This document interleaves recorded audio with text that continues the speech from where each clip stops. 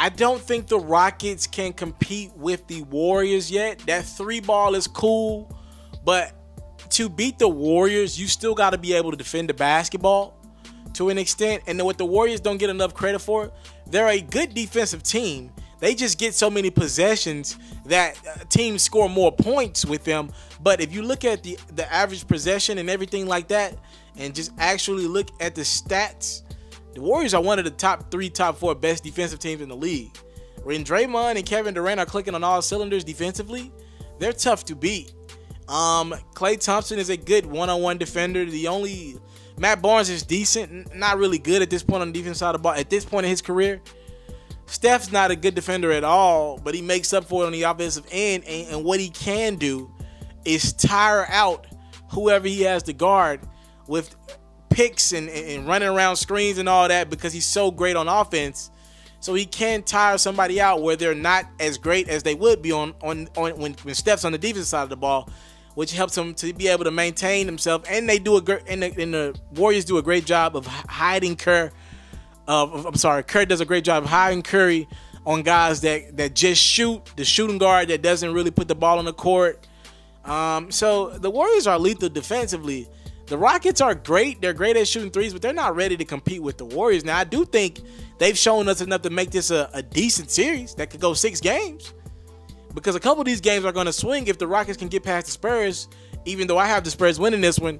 If the Rockets can get past the Spurs, the Rockets are going to win a couple games in every series they're in, because a couple nights of a series, they're not going to miss.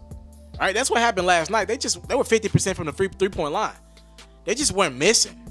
Patrick Beverley knocking down 3-4-3. You're just not going to lose games if Patrick Beverley is making threes. Period.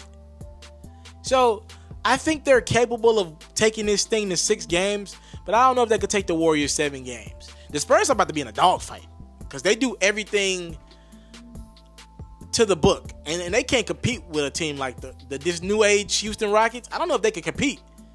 Now, when you get into a series with the Warriors, they're still better than you at pretty much every position, and Klay can guard Harden. He can hold Harden. So pretty much everything's offset. Patrick Beverley can maybe contain Steph, but you can't stop Steph. KD's gonna eat. Draymond's gonna eat. Like, the matchups, JaVale McGee's playing well. I'm looking at this team like, y'all good. Y'all can take they showing me a lot. This is a team that was supposed to be barely making the playoffs. Now they have the 3rd best record in the NBA. So salute to the Rockets. They're like 1 player away, and I don't know what it is. I have to sit down and look at the roster. They're 1 guy away, though. 1 guy away. I don't think it necessarily has to be a big man. I just think they're 1 guy away from really, really competing, or maybe just 1 year away. If you're looking to book me for an interview video or by phone, if you're looking to have your music or your skill featured on my daily podcast, if you're looking to book me for a speaking engagement to help motivate some kids, if you're looking to have me rock some of your clothing to help promote your brand, make sure you hit me up at booking@ismrteleferro.com. Again, that's booking@ismrteleferro.com.